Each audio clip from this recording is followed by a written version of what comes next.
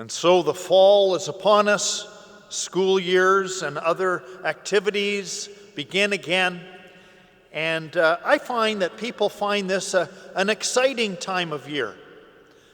Yes, I also, though, find it's a time of year, maybe in this particular age and time we are in, that people's enthusiasm is a little bit tempered. We look at the affairs of our world, a war in parts of the world, or we look at many of the challenges within our culture and within, if you will, as many call it, secularism, and wonder how faith speaks to these issues today, because there's so much polarization and anger, and we are in the midst of this as people of faith. How do we live and what do we do? I always find the scripture readings in the liturgical calendar very, very helpful. The prophet Jeremiah this morning, I would say, helps us at least capture the sentiment. On the one hand, the very young prophet Jeremiah is someone who is speaking to a divided, angry world that in many ways has forgotten God. They don't know him in many ways, and if they have, they push him aside because his demands either are too much or seem way too demanding. And so the prophet expresses in the words today, Lord, you've enticed me, I was enticed. You overpowered me. Whenever I speak, I cry out, I must shout violence and destruction, and I face reproach and derision all day. Jeremiah was a very talented, insightful disciple, and his message that was revealed to him by God was a strong one, was a bold one. He met lots of opposition. No one wanted to see him coming. But then, the latter part of what we hear today, just when he's about to say, forget it, I give up, he says the following, there is within me something like a burning fire shut up in my bones, and I am weary with holding it in. I cannot. I'm sure we all feel, no matter what our personality type and what our age, that the good news, the hope, the message, the light of Christ that is within our hearts is not something we can repress. It's not something we can hold back. And we are called to profess and proclaim this by life and by word. And that's in part why we gather every Sunday, to be fed, to meet the Lord, to be blessed by the Lord, and to be inspired by him in his word and, of course, in his real presence as we go forward to live our lives well. Light for the world.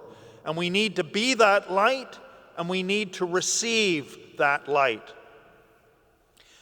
We start the year, this academic year, with a weekend in our culture that I think helps us and inspires us about the need to be light in our world. It's Labor Day weekend, and Labor Day is tomorrow, and our faith has a lot to say about labor. Labor is a God-given gift. Labor is a way by which we express our humanity, and labor is a way in which we profess the unique way the gospel orients how we work and how we live.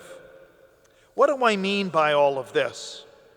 Well, to put it bluntly, work in the Christian life is not just a job. We are not reduced by our work, by our labor with and for each other, just to get things done, although it's tempting and maybe edifying to get the list accomplished. For example, career is not just about promoting some self-centered mentality or goal, a concentration merely on my private good, my personal satisfaction.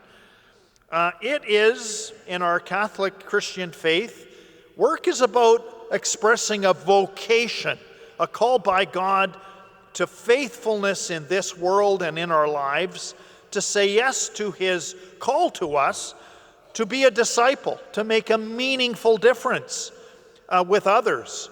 Not necessarily something that's measured or quantifiable, but is a quality, a feature of how we live. For example, it's why some of the saints in the church will say ridiculous things, such as Saint Therese. If I put enough effort to pick a pin off the floor, a pin with love, I might save a soul. In other words, God worries about the effects. We are called to be a people who, through the focus and quality of our lives, live our vocation. Vocation is the basis, yes, for determining the value of our work, as not a kind of thing that is about getting something done, but it's a part of how we express our personhood in the mystery of God's image. It's the basis for calling people to build up one another, and not just those we know, but those we don't. That's what a society, a community is about. I heard many years ago a priest making this point that we are not merely consumers, not in the Catholic Christian faith.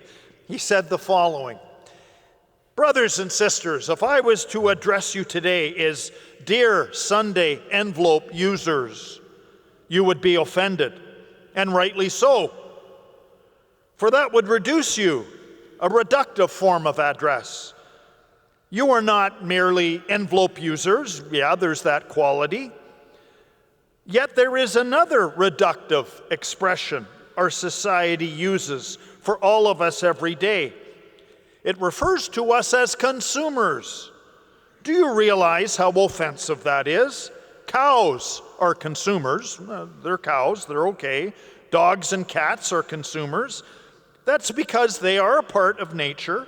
They consume, they are consumed.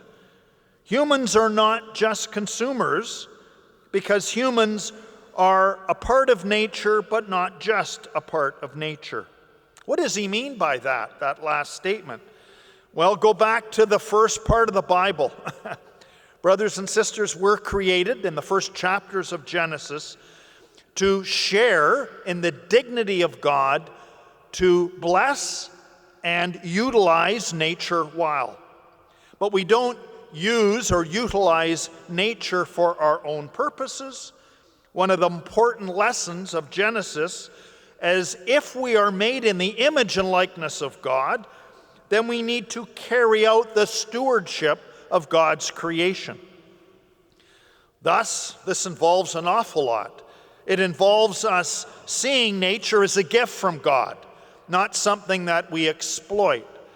It means we work and respect nature and with all that it is, and we use and bless nature to bless others, to certainly bless and uphold our family, and we are in relationship with nature as we steward nature for the common good, and to live and act in a way that expresses our human dignity. Ah, yes, that great word human dignity again, which has a powerful biblical meaning. A dignity that again imitates the way, the mind and heart of God. To see work as a means by which you and I fulfill God's plan for our life.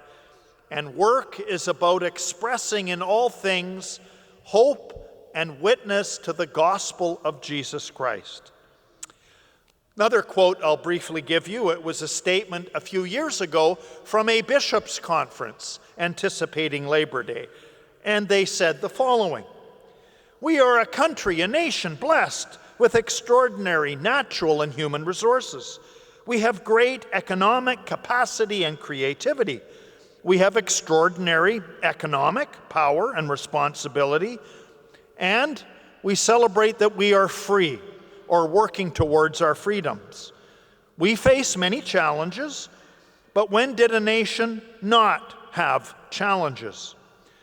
Where does it say that we should simply be recipients of the goods of the earth, without working for them, without earning them. Creativity and initiative are as much essential elements of our lives today as they have always been in the past. This freedom of creative initiative and energy needs to be tempered by a deep sense of responsibility, especially for one another, for our planet, for our future.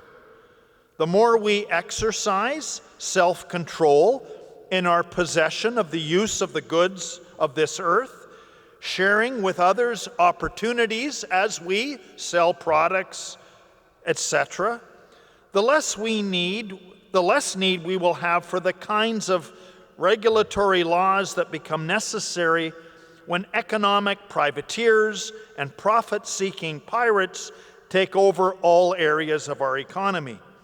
That's quite a statement by a conference of bishops. But they go on.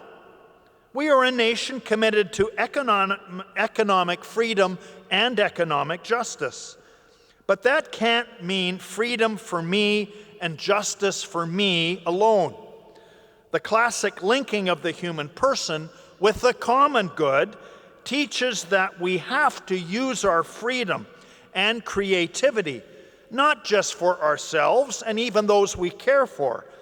It must extend to all those who are affected by our actions, by society's goals. That means everybody in today's world. Quite a statement from that conference of bishops, and I recalled it today as I was wondering what message to share with you on Labor Day. But I have one more message to share with you that's a very recent example here in Canada. I shared this with our almost 2,000 Catholic school teachers who were here a couple of days ago to celebrate the beginning of the year. And I think I've shared it with some of you as I've become aware of this. You do know that a month ago, I think you know, I was in the Northwest Territory. I visited a community called Betchako, which is an hour northwest of Yellowknife. I went there for a spiritual pilgrimage and to work through a process where our Indigenous Pastoral Lay program here in Saskatoon is evaluated by various Indigenous elders, and I know that community well.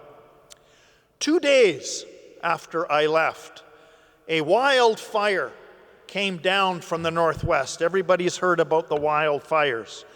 And it came down with a 50-kilometer tailwind.